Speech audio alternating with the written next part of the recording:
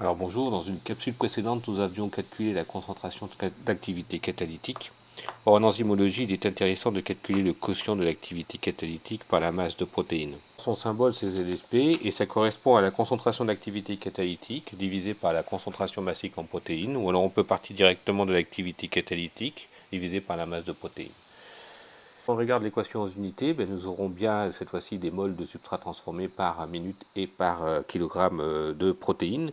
Alors à ce titre, il est nécessaire de bien indiquer dans l'écriture, dans le système international, par exemple, des catals par gramme de protéines, protéines totales, de façon à ne pas confondre avec les catals par gramme d'enzymes, protéines enzymatiques, qui ne peut être écrite que dans des conditions de préparation enzymatique pure. Alors déterminer l'activité catalytique spécifique a un intérêt pour suivre les étapes successives de purification d'un extrait enzymatique. Alors du coup on peut déterminer comme ça l'enrichissement. L'enrichissement étant le rapport des activités spécifiques de l'étape n plus 1 sur l'étape n. Et ce rapport, lorsqu'il est supérieur à 1, eh bien l'étape de purification est efficace. Alors de la même manière, on peut déterminer l'activité catalytique molaire, qui correspond au quotient de l'activité catalytique par le nombre de moles d'enzymes dans la préparation enzymatique présente dans un système d'essai. Donc ça correspond tout simplement à l'activité catalytique d'une mole d'enzyme. Donc ça revient à donner l'activité divisée par le nombre d'enzymes ou la concentration d'activité divisée par la concentration molaire en enzymes.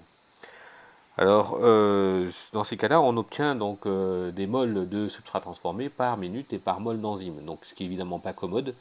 Donc on ne va pas simplifier les moles et tout l'intérêt d'utiliser cette fois-ci des catals par mol.